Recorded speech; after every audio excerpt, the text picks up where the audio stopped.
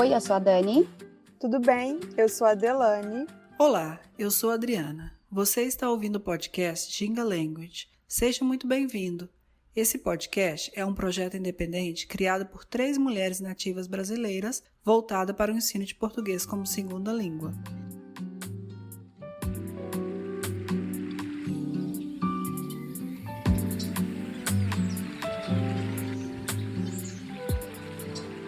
No episódio de hoje, adestrador de cães. E o convidado do dia é o Jorge Salles. Ele é brasileiro, mora em São Paulo e atua como adestrador de cães. Seja muito bem-vindo, Jorge Salles.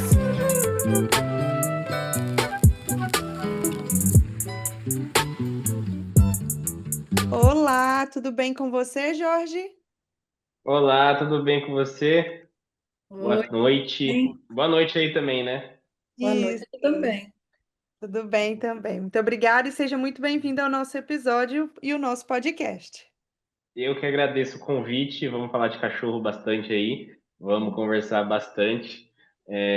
Espero que vocês consigam aprender bastante. Espero que a gente consiga passar bastante coisa pro pessoal que está ouvindo a gente. Isso. Vamos lá. Então, para começar, conta pra gente como você virou adestrador. Então, quando eu iniciei nesse processo de adestramento, eu estava basicamente infeliz no meu trabalho. Eu era estagiário numa empresa de engenharia civil, e aí eu estava bem infeliz, eu não queria, eu já trabalhava há uns 7 meses. E aí o Luke, o meu cachorro, ele foi resgatado. Desde o início, desde criança, eu sempre gostei de cachorro, mas não podia ter por conta de alergias e tudo mais, e aí eu só pude ter depois que eu fiquei mais velho e a alergia melhorou um pouco. Só que, consequentemente, o Luke apareceu, ele foi resgatado da rua, ele seguiu o meu sogro do trabalho dele até a casa e basicamente ele foi mancando ali, que por incrível que pareça, no outro dia ele já não estava mancando mais.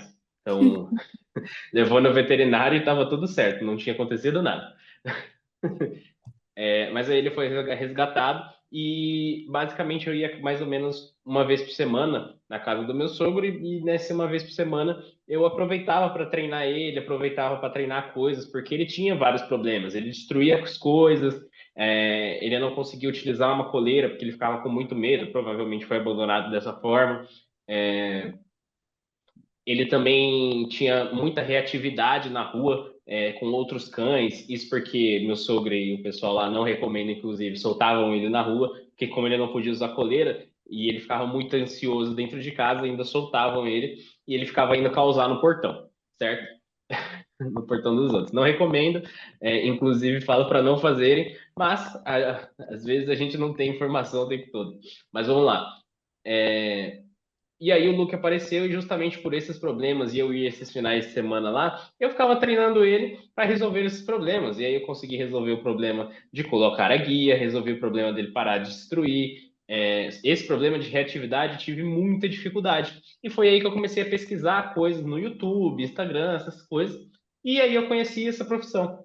Foi quando eu conheci a profissão, eu procurei fazer cursos para resolver o problema do Luke. E consequentemente descobri a profissão, descobri que dava para viver disso, descobri que tinha gente que trabalhava só com isso, porque basicamente, antigamente, quando eu era mais novo, eu nem sabia que era possível trabalhar adestrando cães, entende? Mas foi basicamente assim que eu me tornei adestrador. E eu gostaria que você contasse para os nossos ouvintes por que é importante conhecer os pais biológicos dos cães.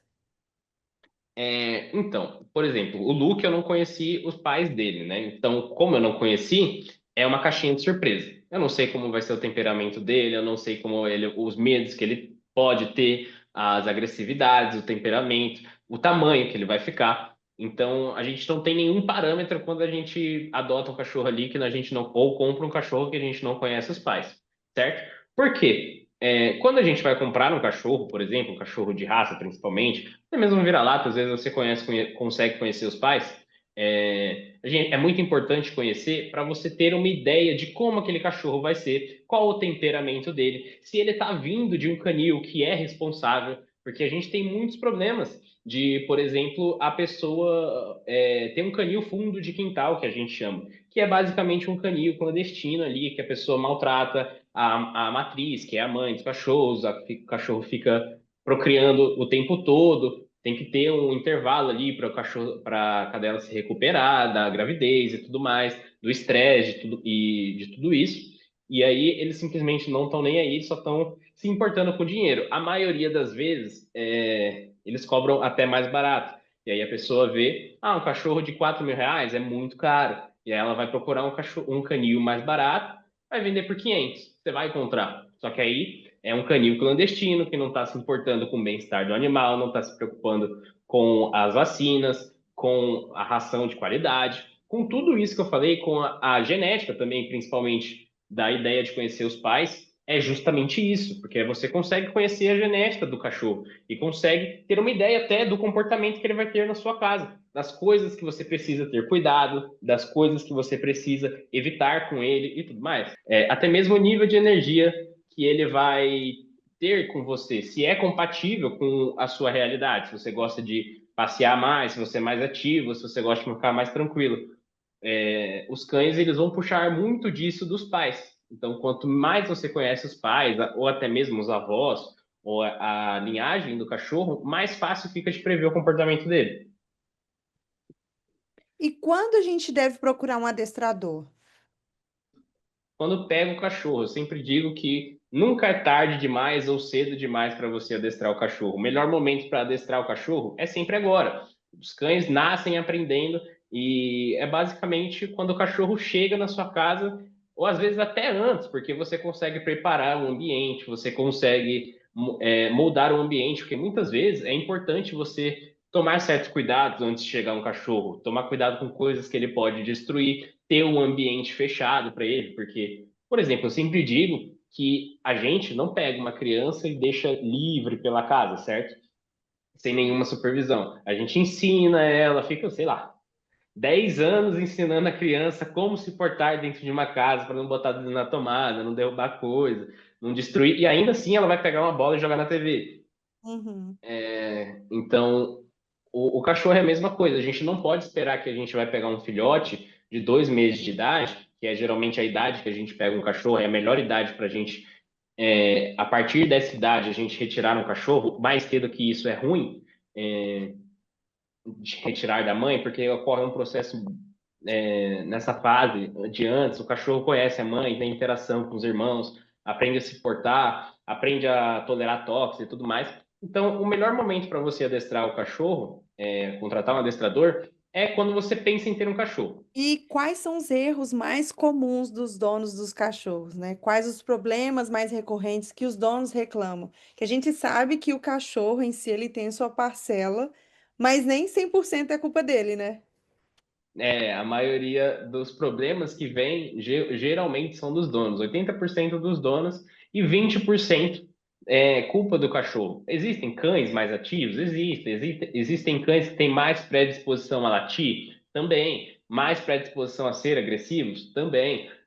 Mas a grande parcela da culpa é justamente dos erros que a gente comete durante o processo de educação do cachorro. Então a gente não faz socialização, que é um erro muito grande das pessoas, não fazer a socialização bem feita do cachorro. E aí o cachorro fica medroso, fica agressivo, não tolera toque, não tolera pessoas, barulhos, fogos, por exemplo. Então é um erro muito grande a gente não fazer a socialização. A janela de socialização dos cães, ela dura de 2 a 5 meses de idade, certo? Então, essa janela, o cachorro aprende tudo. O que é bom e o que é ruim para ele. Então, consequentemente, se algo é ruim para ele, ele vai levar em consideração isso quando ele vê esse estímulo de novo, quando ele tiver 1 ano de idade. Pô, ele lembra que quando ele tinha 2 meses e aquilo foi ruim, ele vai continuar lembrando que aquilo é ruim com 1 ano de idade. E vice-versa também, se aquilo é bom, ele vai continuar lembrando que aquilo é bom com 1 ano de idade. Porém, também a gente tem um problema de neofobia, que a gente chama, que é o medo de algo novo. Então, o cachorro ele consegue adquirir esse medo de algo novo. E se a gente não apresenta essas coisas para eles, cães, barulhos e tudo mais, os cães desenvolvem muitos problemas de comportamento por conta disso. Hum. E o segundo principal erro é justamente a falta de rotina e falta de entender as necessidades que os cães têm. Passeios, enriquecimento ambiental e treinamento básico. Eu tenho esses três pilares dentro do meu método, inclusive, que é a gente fazer isso. Quando a gente tem esses três pilares muito concretos dentro da rotina, o cachorro basicamente ele não vai dar problema nenhum, porque você vai estar treinando os problemas que ele tem ou que ele possa vir a ter. Você vai estar estimulando a mente dele com enriquecimento mental, então gastando energia mental, e você vai estar gastando energia física com os passeios. Legal. E qual que é a raça mais rara? Assim, raça rara não é uma questão, depende do lugar, depende do ambiente. Não tem uma raça que é rara. Por exemplo, tem uma raça que é muito famosa lá fora que tá vindo, que tem pouco aqui, que é o Kangal. Mas é muito famoso, mas é muito difícil de trazer, porque é um cachorro gigante. É uma raça muito grande, assim, é uma raça de cachorro muito grande, que chama Kangal, mas não tem uma raça que é muito rara, entende? Uhum. E você falou de personalidade dos cachorros, né? Desses cachorros que você tem treinado até hoje, quais personalidades que você poderia apontar para gente? Existem cães mais medrosos, existem cães mais sensíveis a toque, existem cães mais agressivos, existem cães mais ativos, elétricos, que não conseguem parar, existem cães que conseguem ficar parado de uma maneira mais fácil, um cachorro que gosta de passear mais. Então são essas coisas que a gente consegue reparar de cada personalidade do cão. E uma coisa que a gente vê muito no Brasil são os cães vira-latas, né? Sim. Se Por aí você não tem muito, não, eu não vejo, eu não vejo cachorro solto aqui de jeito nenhum, pelo menos aqui nessa região. mas tem vira-lata. É mais na rua que não tem. Então, eu vou querer que você me explique o que que você considera vira-lata, porque assim, Vira-lata. quando a gente fala de O vira... vira-lata, eu imagino aquele cachorro sem dono que come qualquer coisa da rua. Então, por isso mesmo que dessa pergunta, se eles são mais fortes em relação à saúde, porque você vê eles ficando velhos, né? Eles estão envelhecendo, estão vivendo aí, mesmo sem ter um dono, mesmo sem ter, sem saber o que vai comer, né? Come o que dá ali em lixo, às vezes, o que as pessoas jogam ali. E aparentemente tá aí, né? Sim. O vira-lata, também tem um outro. O vira-lata é um termo popular que a gente faz, né? Mas o termo mais formal é SRD, que é sem raça definida.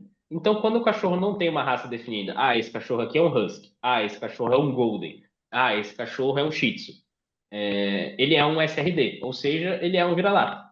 Então, quando ocorre uma mistura de duas raças, por exemplo, ele já é um vira-lata, ele é um SRD, entende? Hum, Então, quando não tem uma raça definida, ele é um vira-lata, mesmo ele estando dentro de casa ou não. Aqui entendi. eu acho que eles, quando é assim, eles falam raça desconhecida, né? Mesmo significado, né? É. Então, tem vira-lata aí também, né? Eu nunca vi. Não, não é comum, né? Por exemplo, esses dias eu entrei num site de adoção aqui para ver, a grande maioria tem uma raça definida. Dentre os 20 que eu vi, apenas um que era. Não, É, que eles falam raça não definida. Ah, tem uns pior que cachorros nos de filmes. resgate, né? Tem uns cachorros de resgate. Então, em Isso. determinado momento, talvez algum deles sejam esses que a gente vê. Quer dizer, aqui eu não vejo na rua, mas que tenham, né, pego aqui da rua. Então, Eu pode já ser. vi filme, inclusive, daí que tem vira-lata, que inclusive tem uma história famosa que uma pessoa foi procurar um pastor alemão para adotar. Ele era um policial, ele foi procurar um pastor alemão para adotar, porque geralmente era o que era mais utilizado na polícia. E não tinha, ele acabou pegando um vira-lata. Uhum. Hum, E aí ela fez o trabalho de forma excepcional, inclusive. é, E porque aí tem até filme.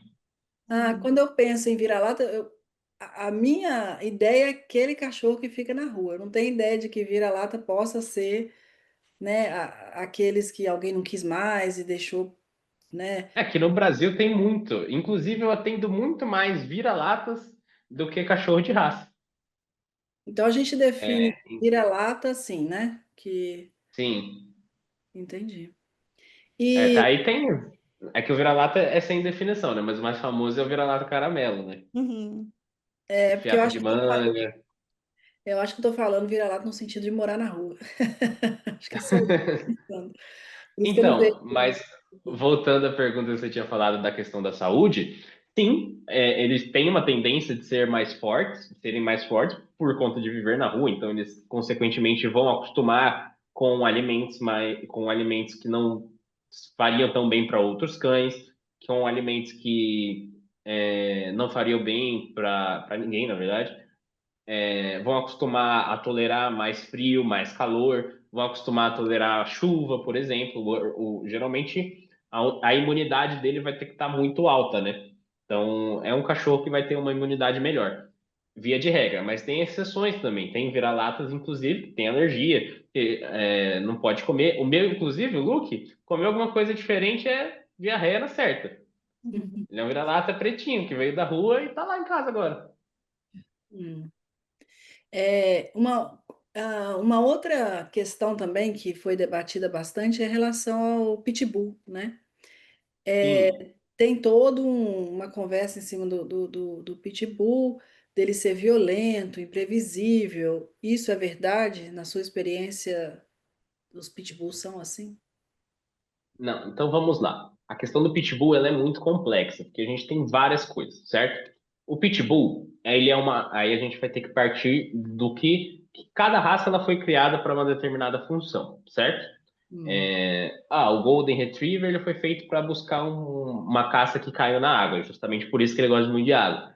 O Salsicha, o Dachshund, ele foi criado para caçar os bichinhos que ficam na terra lá. É por isso que o corpo dele é alongado para ele conseguir cavar e entrar na terra lá. Então eles eram usados para isso. O Pitbull, ele foi usado para caça também, ele foi criado para caça, mas por isso que tem o nome Terrier. Geralmente os cachorros que têm o nome Terrier, eles são criados para caça. Porém, ele também foi usado para rinha de cães, certo? Foi muito usado para rinha de cães, que é uma raça que tem uma tolerância muito grande à dor, tá? Então ele foi muito usado para isso e tem uma mordida muito forte. A, par- a partir disso, o que a gente tem que levar em consideração? O pitbull, para ele participar de uma rinha de cães, ele tem que ter agressividade com outros animais, certo? Uhum. Isso ele não era só usado para rinha de cães, tá? O bull do pitbull vem porque ele era usado até com boi, tá? É usado para com rinha de boi, com boi e tudo mais. Tem bastante. Bulldog também é a mesma coisa, para pegar o boi, morder o boi e tudo mais. Então, o pitbull ele foi muito usado para rinha, certo? Então, os genes dele, a genética que eu falei, inclusive, de você entender os pais, foi passada de geração em geração com o foco dele ser agressivo com outros cães, certo? A partir disso, eles não podiam ter agressividade nenhuma com o ser humano, tá? Só que a gente, atualmente, a gente não é tão radical quanto antigamente. Por quê? Atualmente, quando o cachorro ele tem um desvio de comportamento do padrão da raça, a gente simplesmente castra o cachorro e ele não procria para ele não levar aqueles genes para frente, que é diferente do padrão da raça, certo? Quando um pitbull era agressivo com pessoas antigamente, ele simplesmente matava. Então ele não podia procriar. Então aqueles genes de ser agressivos com pessoas não eram passados para frente, certo? É um pouquinho pesado essa história, por isso que eu tô contando mais sério aqui. Eu tô tentando evitar fazer piada aqui. Dito isso, vindo para cá, o Pitbull é uma raça que geralmente, por padrão, ele não vai gostar de outros cães e de outros animais, mas ele vai gostar de pessoas. Não é para ele ser agressivo com pessoas. Inclusive, antigamente ele era conhecido por um cão babá, porque é um cachorro que tolera muita dor. Então, aquelas brincadeiras que as crianças fazem, apertando, puxando o rabo, puxando nele, para ele não é nada. Mas se for fazer isso num cachorrinho pequenininho, vai machucar e o cachorrinho pequenininho pode acabar mordendo. No pitbull não tinha nada disso, para ele vai ser nada. Então, por isso que ele era muito usado como cão babá, certo? E aí, vindo para os dias de hoje, via de regra não é para ele ser agressivo por padrão dentro do padrão. Só que o que acontece? O pitbull ele ficou muito famoso no Brasil, né? Não sei se aí nos Estados Unidos ele também está famoso, mas no Brasil ele é uma raça, ficou uma raça muito famosa, principalmente em periferia, certo? Então, você vai numa periferia aqui no Brasil, tem pitbull a rodo, tem muita gente passeando com pitbull, principalmente por conta de status, é um cachorro forte lá e tudo mais. Só que aí é aquilo que eu falei para vocês, canil clandestino, vai procurar um cachorro mais barato. E aí o que é que acontece? Toda raça que fica muito famosa, ela começa a ser mais visada por esses canis clandestinos para ser procriado, certo? É, porque aí vai estar vendendo mais e pessoas que aí acontece dois fatores. As pessoas que estão criando não têm conhecimento de genética, então elas procriam qualquer coisa, qualquer comportamento, e aí acaba criando cães agressivos, certo? E a segunda coisa é que, por ser famoso, pessoas que estão despreparadas para ter um cachorro adquirem um cachorro, que já vem com essa predisposição, porque ele está comprando de um lugar que não tem conhecimento genético nenhum. E aí acontece que o cachorro acaba ficando agressivo por conta disso, pela falta de conhecimento das pessoas que estão criando e pela falta de conhecimento que as pessoas estão tendo com esse cachorro. Outro ponto, tem muita gente que usa o pitbull como uma ferramenta de status para falar, meu cachorro é bravo, não sei o quê, para parecer machão. Então fica dando uma de machão com o cachorro e fica instigando ele a atacar, quer o cachorro daquele jeito. E muita gente, inclusive, é irresponsável. Aí pega, quer se mostrar para as pessoas que tem controle e tudo mais, aí começa a andar com o cachorro sem coleira. Aqui no Brasil é lei utilizar focinheira, então começa a andar sem focinheira. E aí tem muita gente, inclusive, que eu não concordo, que pega o cachorro, fica fazendo vídeo com o cachorro sem focinheira para falar, olha que bonitinho, como ele é manso. Só que isso não conscientiza nada, vai deixar as pessoas com mais raiva da raça, ao invés de ajudar. É mais ou menos isso. O problema do Pitbull agora é que ele ficou muito famoso e ele está nas mãos de pessoas que não têm conhecimento da raça, não têm conhecimento de cachorro, não têm conhecimento da raça, e aí acaba tendo esses problemas. E sempre que tem uma raça muito famosa, acaba acontecendo isso. Antigamente já foi com o Doberman, antigamente já foi com o Rottweiler, com o Pastor Alemão. Muitas vezes, sempre tem esse ciclo. É que o Pitbull, o ciclo está durando mais tempo. Agora falando sobre a profissão de adestrador, como que é o curso para você se formar, para você ser um adestrador? Quanto tempo de duração? Então vamos lá. A gente tem vários cursos. Então, geralmente, os mais comuns são seminários que você vai, aí passa um fim de semana com seminários com temas e tudo mais. Aí a gente tem cursos de formação que muitos adestradores passam, e aí varia de cada profissional, cada professor ali que está passando. Então varia um pouco. O meu, por exemplo, ele durava em média 6 meses. E aí você tinha que levar dois cães adestrados, e aí você ficava tendo aula uma vez por semana, 2 vezes por semana, e tinha que levar dois cães adestrados para você fazer esse curso de formação. E aí você aprendia como resolver problemas de comportamento que os cães precisam, como eles aprendem, psicologia animal e tudo mais. Isso falando de um curso bom, tá? Tem inúmeros cursos ruins. E Uhum. porque não é algo regulamentado, né? Tipo uma medicina veterinária, por exemplo. São pessoas que são adestradores, provavelmente, que estão passando conhecimento para frente. E aí você tem um certificado? Geralmente essas pessoas emitem um certificado, mas também não serve de nada. Uhum. E agora, falando dos cachorros, os nomes dos cachorros. Quais são os nomes mais comuns de cachorros no Brasil? Olha, tô curioso para saber por aí também, mas eu vou falar, aí depois vocês me contam. Aqui tem bastante Thor, tem bastante Maia, tem muito Zeus. Nossa, Zeus tem demais. É, eu acho que são esses três são os mais comuns. Mel também é muito comum. E por aí, como é que é? Aqui, então, esse fim de semana eu estava olhando um site de adoção, e aí eu vi que eles usam muitos nomes de comida. Então, Ah, é aqui, verdade. é, então aqui tem, por exemplo, esse que eu vi que ele não tem raça, o nome dele é Anthony. Então ele tem um nome, né, que pessoas usam, né? É. Mas tem outros que eu vi aqui que é, por exemplo, Cupcake, Cupcake, donut. Donald, entendeu? Então tem nomes assim. é, Teve um outro Bagel, que é um pão aqui. É bagel. É Então verdade. eles usam os nomes de comida, de coisas É, que a gente come né? aqui. Eu já Eu ouvi. já vi, eu já vi pancake. Também, exato. Pancake. Exatamente. Então são os nomes bem engraçadinhos assim. Ah, aqui também tem os nomes tipo panela, Ah, é, mentira. tem a Belinha, tem os nomes.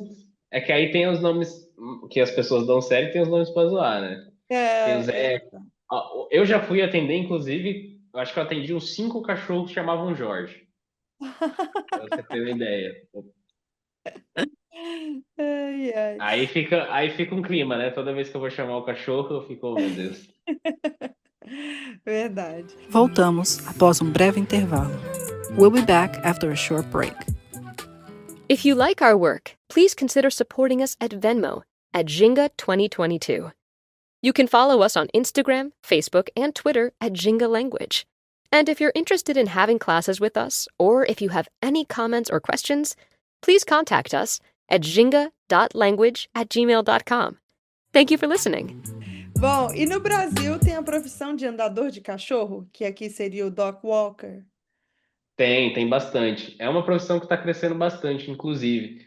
As pessoas estão se conscientizando mais da necessidade dos cães de passear, só que as pessoas muitas vezes não têm tempo para fazer isso. E aí é uma profissão que está crescendo bastante. E é bem legal também. Uhum. Mas eu E sempre você... indico, assim, se tem alguém que quer ser dog walker, não faça exclusivamente o dog walker. Faça adestramento também. É uma coisa já leva a outra. É. E, e uma pergunta que eu tenho, aí no Brasil chama dog walker? Ou chama Chama. andador de cachorro? Ou chama Não, chama dog walker. dog walker? Pet sitter também tem aqui. Pet sitter, tipo, Ah, que legal. Isso eu não sabia, não. É, pet sitter também. legal. E você pode nos falar sobre o esporte canino? Eu lembro na nossa pré-entrevista, né? Você conversou sobre um pouco desse esporte. Você pode contar para os nossos ouvintes? A gente tem vários esportes dentro do mundo do adestramento, né? Tem o mais famoso, provavelmente que as pessoas mais conhecem, é o agility, né? Que é aquele que o cachorro tem que fazer tudo muito rápido, subir coisas, cruzar uns pedacinhos de vara lá que o cachorro que fica subindo, e o cachorro tem que cruzar no zigue-zague, aí tem que subir a rampa, descer a rampa, pular, entrar no túnel. Então esse é um esporte bastante legal, inclusive dá para fazer em casa, praticar com o cachorro, gastar energia, é muito legal. É, é o agility, é um dos mais famosos. A gente tem alguns que estão crescendo bastante, que chama IGP, que é um esporte onde é basicamente a exigência é perfeição. Então, quanto mais perfeito o cachorro tiver, mais pontos ele ganha, mais pontos ele ganha. Então, por exemplo, o meu professor lá, ele fez 99 pontos de 100, porque o cachorro dele, ao invés de ele sentar numa linha reta, ele sentou na diagonal, na frente dele. Ele fez o chamado, o cachorro ele tinha que vir e sentar na frente dele. E aí ele veio e sentou um pouquinho torto para o lado. E aí ele acabou perdendo esse ponto justamente por isso. Então é nesse nível de perfeição, o IGP. E aí a gente tem um outro também que é muito famoso, que é o Mondio Ring, que é basicamente treinar o cachorro numa situação real de faro, de proteção, de guarda, de obediência. Então a gente tem vários momentos. Então a gente tem vários momentos onde o cachorro vai fazer coisas de situações reais. E aí, qual a diferença desse do Mondial Ring para o IGP? É que o IGP, ele é basicamente a mesma coisa também, só que o IGP ele exige a perfeição e é sempre a mesma coisa. Então, vai ser sempre a mesma situação. No Mondial Ring, as situações são muito diferentes. Então, eu já fui em prova que a distração do comando fica, por exemplo, era uma pessoa correndo com aquelas fantasias de dinossauro. E aí, gritando, e o cachorro tinha que ficar. É bem legal. O Mondio Ring, particularmente eu gosto mais e o agility eu gosto mais. Por conta dessas coisas inusitadas, de acontecer coisa que você não espera. E aí tinha, por exemplo, tem cachorro que fica maluco com bicicleta. Aí você treina, treina, treina, e aí você não sabe que vai vir bicicleta no coisa. E aí vai no seu dia, a sua distração é uma pessoa andando de bicicleta. Ah, Nossa. Entendeu? Porque você não sabe o que que é, você só sabe na hora lá como que vai ser. E aí você, não, você tem que, basicamente, você tem que preparar o cachorro para tudo. Uhum. Que está crescendo legal, que é muito legal de fazer, que é canicross, que é basicamente você correr com o cachorro, com ele te arrastando. Você coloca uma guia amarrada na sua barriga e o cachorro vai puxando. E você vai correndo com ele. hum. É bem legal esse daí também. E o cruzamento de raças é aconselhável? Então, depende. É aquela questão da genética que eu falei para vocês. Toda raça, basicamente, ela surgiu de uma mistura de várias raças, até chegar num padrão de comportamento e um padrão de estética, que as pessoas queriam, certo?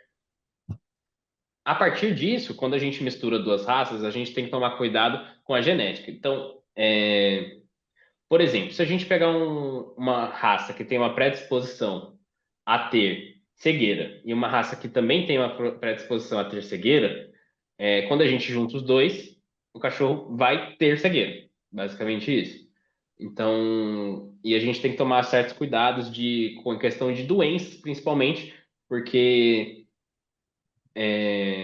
quanto mais a gente prolifera aquele gene recessivo, mais ele vai ficando predominante ali e, consequentemente, o cachorro vai ter mais doenças.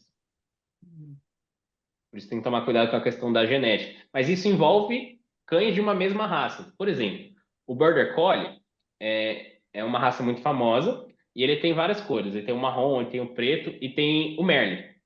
O Merle ele é cheio de manchinha branca e tudo mais no pelo.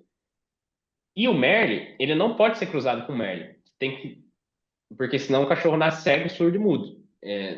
Mudo não, ele só nasce cego e surdo. Uhum. Por conta dessa, ele não pode ser cruzado a cor Merle com outro Border Collie da cor Merle, entendeu? Porque senão acontece isso. Hum. E eu fico pensando naqueles cachorros bem pequenininhos que parece que eles são mais bravos. Isso é lenda ou é verdade? Isso geralmente é verdade, tá? Não é lenda, mas isso não é culpa dos cachorros também. Lembra que eu falei? Isso é culpa dos tutores. Por quê? Quando a gente tem um cachorro grande, a gente fica mais preocupado, porque é um cachorro que tem um potencial de danos maior. Então, se um cachorro grande morde, vai machucar mais. Se um cachorro grande resolve destruir as coisas, vai machucar mais. Vai destruir mais coisas que custam mais também. Se ele resolve latir e fazer qualquer coisa, geralmente um cachorro grande é muito pior. Ou seja, as pessoas elas tomam muito mais cuidado com a educação do cachorro grande do que com o cachorro pequeno. E muitas vezes, quando é o cachorro pequeno latindo ou rosnando, as pessoas acham bonitinho. Ah, que bonitinho, tá latindo, olha lá. Aí vai reforçando aquele comportamento e o cachorro fica maluco. Principalmente aqueles cachorrinhos que ficam no colo. Aí fica no colo, a pessoa vai dar um abraço, ele fica agressivo, aí o dono acha bonitinho esse comportamento e reforça, fala, parabéns, muito bem. Hum, E aí isso não aconteceria com um cachorro grande, por exemplo. Se o cachorro grande estivesse do lado e tivesse esse comportamento, a pessoa ia brigar com o cachorro, por exemplo. verdade, faz sentido. E o E pet shop? geralmente também eles negligenciam muito as necessidades básicas dos cães pequenos. Então acho que por o cachorro ser pequeno, não tem que brincar, não tem que treinar, não tem que passear, tudo isso. Interessante. E em relação ao pet shop, a pessoa vai no pet shop toda empolgada que ela acabou de ganhar um cachorro, acabou de comprar um cachorro, né? Tem pessoas que compram. O que é aconselhável comprar para o cachorro? Porque vai ter ali no pet shop, eu imagino que muita coisa para um leigo saber o que que um cachorro precisa, né? O que que realmente Sim. esse cachorro precisa, depende obviamente também do tamanho, mas o que que é uma coisas que você fala assim, isso aqui realmente é necessário. Tá. Então vamos lá. O que que eu acho sempre muito necessário a gente ter no... Como é que fala o nome? O pet Eu show? esqueci. Não, para criança que a gente faz, um enxoval do Enxoval. cachorro. O que que eu acho importante a gente ter? Primeiro, a gente precisa ou ter já um espaço para esse filhotinho ficar onde ele não possa fazer muita coisa errada, onde ele não possa destruir, fazer xixi errado pela casa. Então, se você não tem esse espaço, você vai precisar de um uma gradezinha, certo? Para restringir o espaço do cachorro. Eu sei que aí é muito comum o pessoal usar crate, né? Uhum. Então, aqui não é tanto comum e o pessoal ainda tem muito preconceito com caixa de transporte, crate. O pessoal acha que fica preso. Mas isso é uma coisa muito boa de ter em casa. Você consegue deixar o cachorro restrito ali, não ter problemas enquanto ele está ali e você não consegue supervisionar. E aí você vai criando um cachorro educado onde ele já não acostuma com as coisas erradas.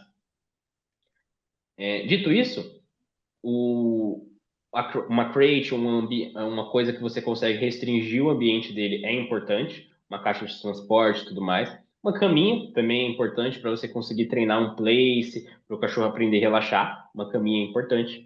Brinquedos para o cachorro. Então, eu gosto. Quais são os brinquedos que eu mais gosto? Subprodutos de origem animal, certo? Orelha, casco, chifre, ossos. Essas coisas são ótimas para a gente ter para o cachorro roer, principalmente, porque na cidade ele vai estar doido para roer, ele está no processo de fase de troca de dentição. Então ele vai querer roer tudo que está pela frente. Então é melhor que ele roa os brinquedos dele ao invés do que os móveis, certo? Então a gente direciona isso para esses brinquedos. Então, além desses subprodutos de origem animal, brinquedos recheáveis também, que a gente consegue colocar comidinha dentro, a gente consegue colocar pastas. Tem tapetes, inclusive, que tem umas ventosas que você consegue grudar na parede, são ótimos também. E brinquedos feitos de nylon que são muito resistentes, tá? Então, esses brinquedos. Aí vai depender de como a pessoa quer ensinar o cachorro a fazer xixi, mas tapete higiênico ou um tabladinho, um easy, alguma coisa para ensinar o cachorro a fazer xixi no cantinho dele. Basicamente é isso. E o que não comprar? Tem coisa assim que você consegue pensar assim, por exemplo, a gente pensa em meia para cachorro, roupa para cachorro, chapéu para cachorro, o Isso que daí já não. não precisa. Isso daí já é a mais. Não necessariamente é um problema, que vai ter problemas diretamente, mas não precisa. Mas o que que você não deve comprar? Brinquedos que o cachorro pode engolir. Então, brinquedos de borracha que são muito frágeis, o cachorro consegue destruir aquela borracha, ele pode acabar engolindo. Aqueles brinquedos que faz barulho quando você aperta. Também não, porque o cachorro pode engolir aquilo que está ali dentro.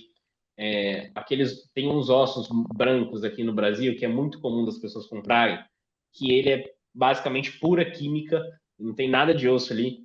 Ele vira basicamente um chiclete dentro do estômago do cachorro. Então, esses brinquedos, roupinha também não precisa.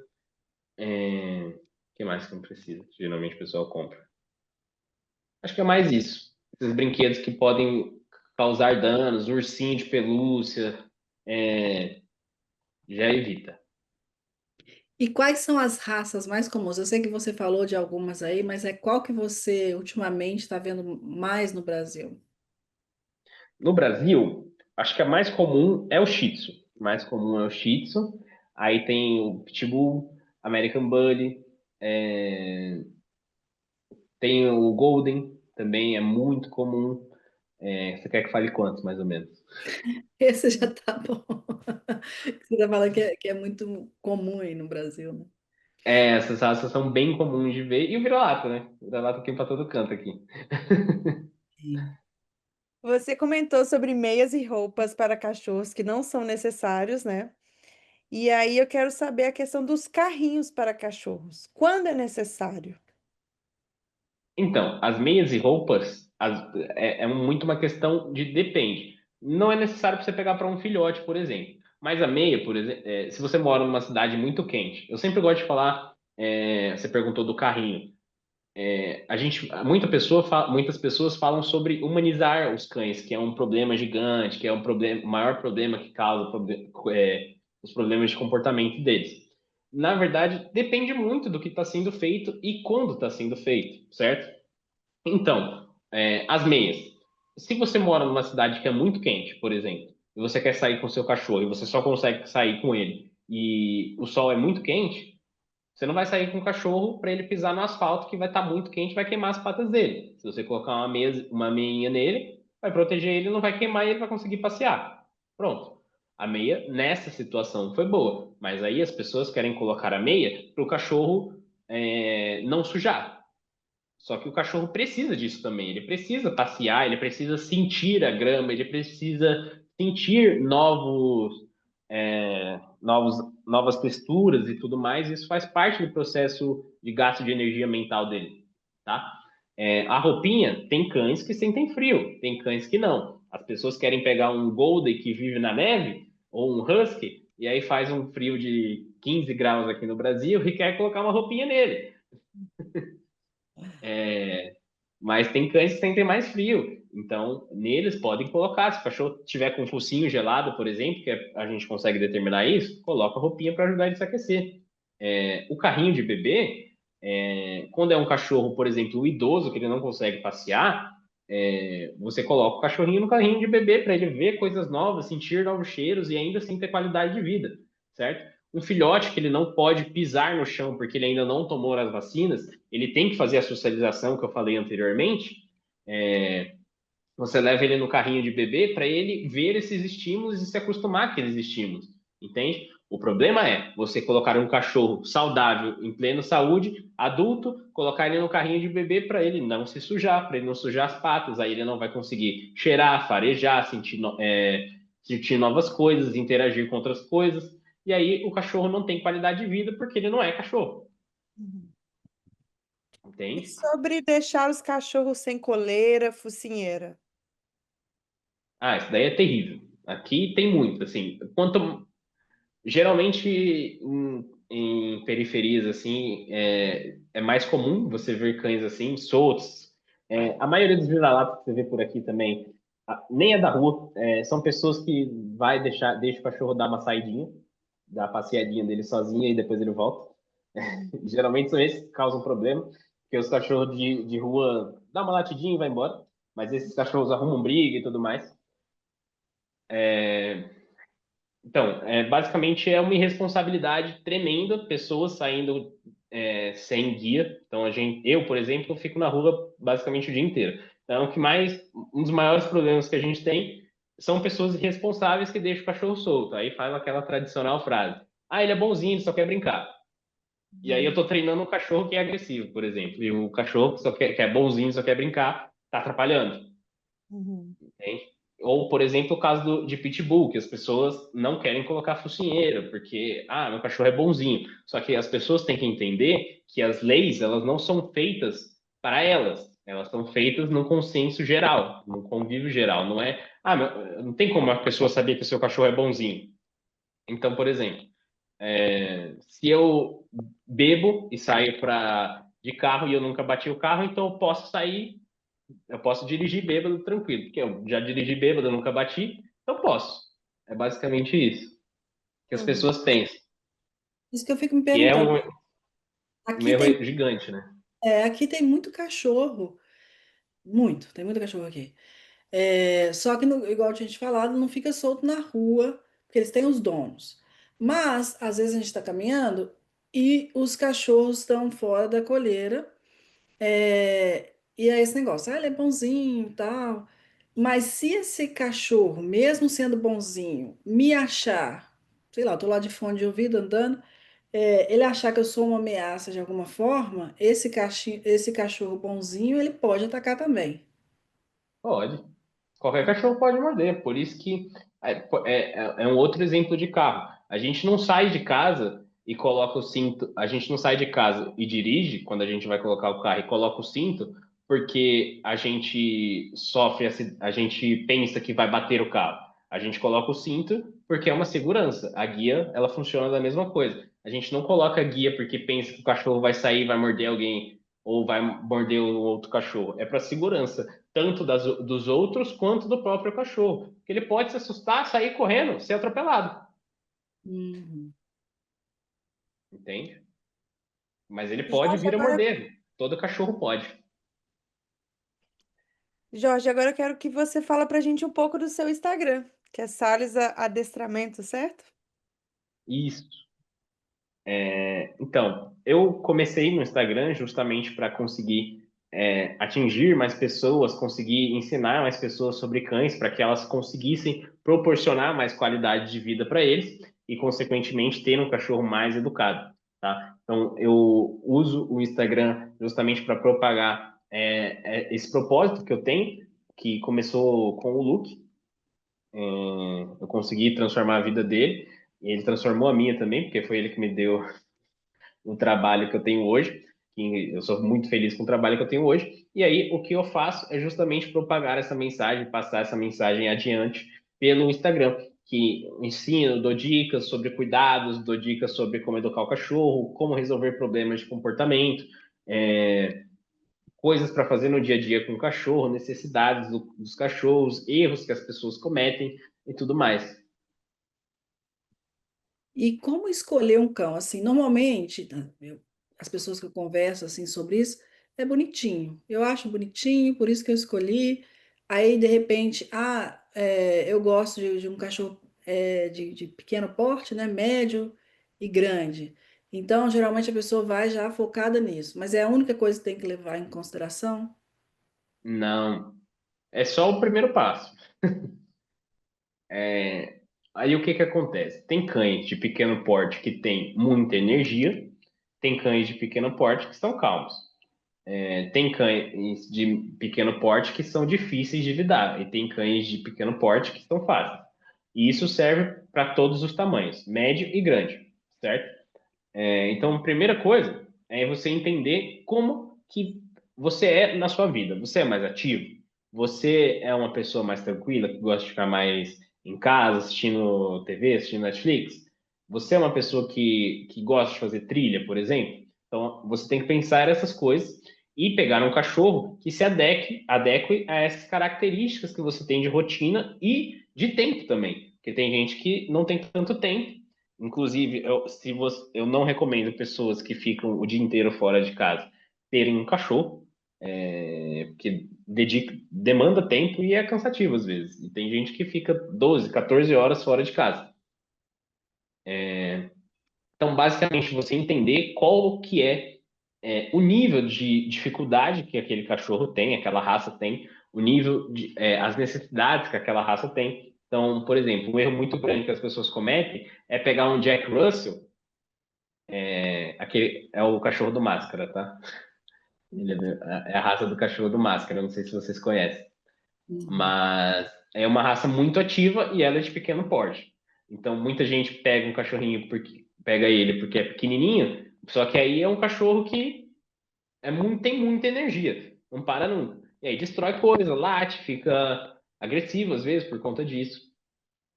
Você percebe alguma raça que seja mais assim inteligente?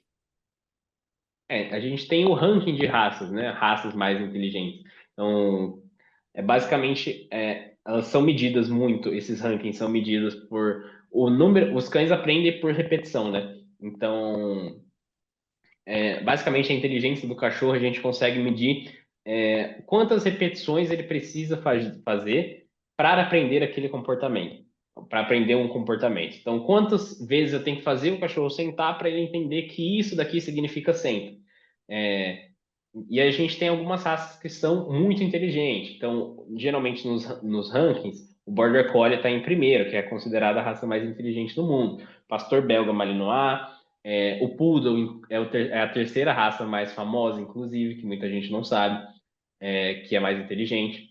O Poodle, Pastor Alemão, Golden, são raças bem, bem inteligentes. Mais um alerta, mais um alerta. Não é porque o cachorro é inteligente que ele é fácil de lidar. Porque tem muitos cães que são inteligentes, mas eles precisam de atividade diária e muita atividade diária por conta dessa inteligência e dessa energia. Por exemplo, é o Border Collie. As pessoas pegam o Border Collie porque é um cachorro muito inteligente e aí é um cachorro maluco. Então você tem que passear muito, treinar muito, fazer muito enriquecimento ambiental, entende? E aquelas pessoas que querem ter um cachorro para ficar mais em casa, assim, qual é a raça mais difícil de ter em casa? É a raça mais difícil de ter para aquelas pessoas que são mais tranquilas, né? Ah, eu falaria o Border Collie, que eu falei agora, o Pastor Belga Malinois, que é aqui eu tenho, inclusive, que eu tenho nesse momento.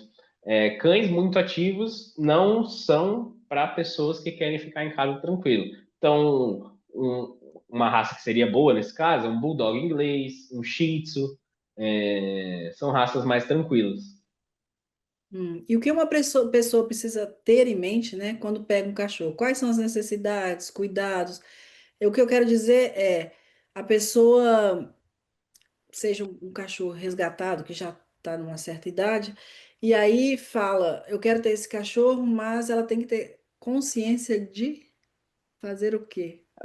Ela precisa saber que ela vai ter que passear todos os dias, assim, no mínimo, mínimo do mínimo, 30 minutos por dia, tá? Ela precisa ter a consciência que ela vai ter que fazer enriquecimento ambiental todos os dias também. Então, o que que é enriquecimento ambiental? São atividades que a gente consegue fazer para o cachorro para ele gastar energia mental. Desafios: a gente esconder petiscos pela casa, a gente colocar a comida dele em brinquedos recheáveis, tudo isso para a gente gastar a energia mental do cachorro, certo? Terceira coisa é que o cachorro vai precisar de treino, pelo menos o básico, para ele entender como que é para viver em sociedade, tá? Então são essas três coisas. Isso a pessoa precisa saber que ela vai precisar fazer.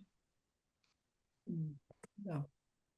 Foi muito útil, né? Até para as pessoas que já têm cachorro, pessoas que pensam em ter cachorro, né? Coisas igual esse carrinho mesmo. Hoje meu marido, a gente viu, né? A gente foi para a cidade aqui Sim. e viu o cachorro no...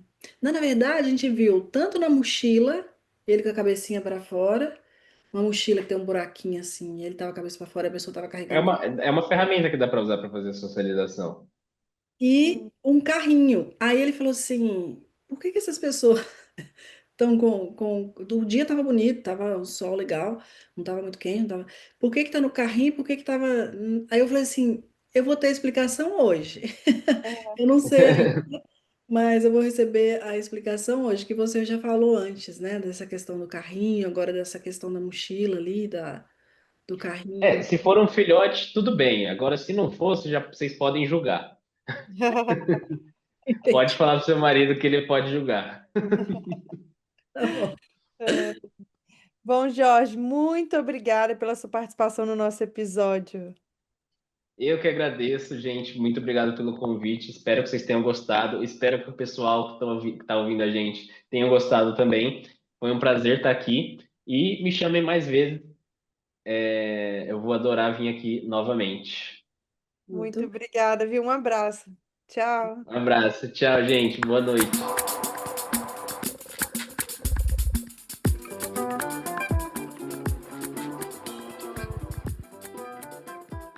E estamos chegando ao fim deste episódio. Os links mencionados nessa entrevista estão na descrição. Agradecemos a todos os ouvintes pela companhia e pelo apoio. Se você gostou desse episódio, siga o podcast e indique aos amigos. Siga a gente também nas nossas redes sociais, @gingalanguage, porque tem muitas dicas legais por lá. Até mais, gente! Tchau!